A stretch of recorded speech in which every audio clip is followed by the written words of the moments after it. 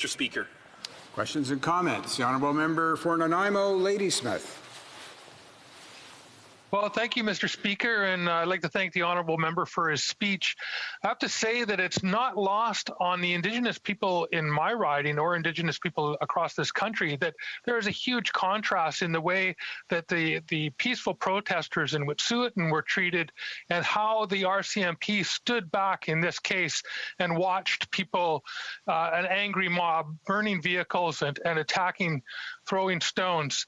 And it's not lost on Indigenous people across this country that over 21 years, we've had inaction from conservative governments and liberal governments to deal with this decision by the Supreme Court and ensure that these rights are properly enshrined in the rules around fisheries and DFO. And we've had, I'm sure it's not lost on Indigenous people or the people watching right now, that we've had a unanimous consent motion put forward by the member from Courtenay, Alberta, which was perfectly acceptable, that we should be affirming these treaty rights and we should be taking action as a parliament to make sure that we do right by Indigenous people in this country and that we affirm these rights and we take action.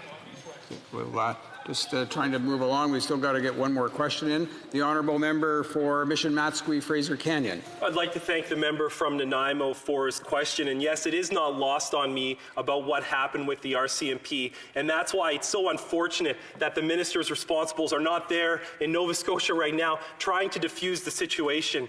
And regarding the broader issue about First Nations rights to the fishery and the Marshall decision, I think it would be good for everyone in this country, especially people working in that industry, Mr. Speaker, to have the clarity to move forward.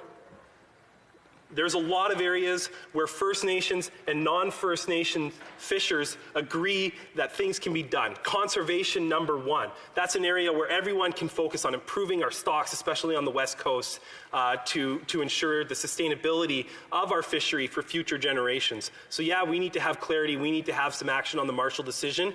That's not lost on me, but it's also not lost on me that the minister responsible, that the collective ministers responsible weren't on the ground when they needed to be. We shouldn't be having a debate in the House of Commons. They should be on the ground negotiating right now, seeking the solutions Canada needs. Questions and comments.